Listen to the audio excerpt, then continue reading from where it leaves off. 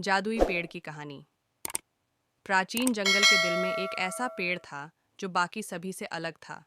Lumina, जादुई पेड़, अपने चारों ओर की सभी चीजों से ऊंचा था।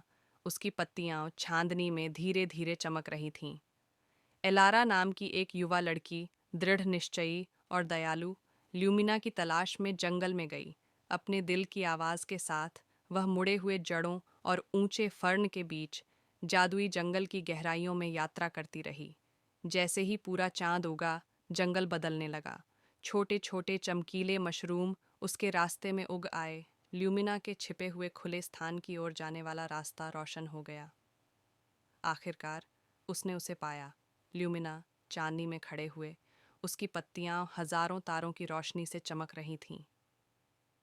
पेड़ की जड़ों के पास घुटने टेकते हुए एलारा ने अपनी इच्छा फुसफुसाई।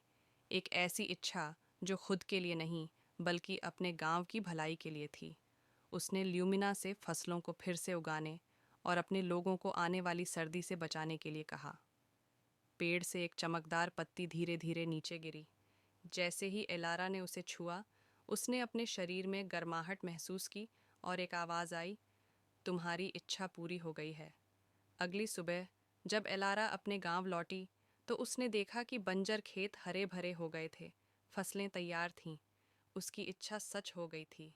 हालांकि उसके गांव ने इस चमत्कार का जश्न मनाया, एलारा ने ल्यूमिना का रहस्य अपने तक ही रखा।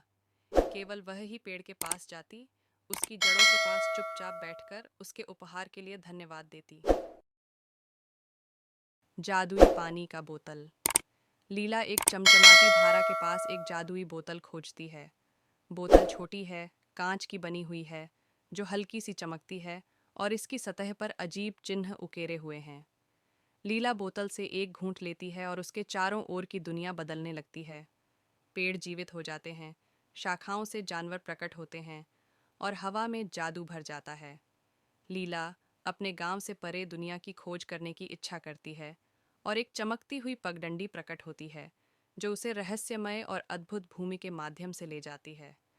लीला एक बातूनी लोमड़ी से मिलती है, जो उसके लिए जादुई दुनिया में मार्गदर्शक बन जाती है।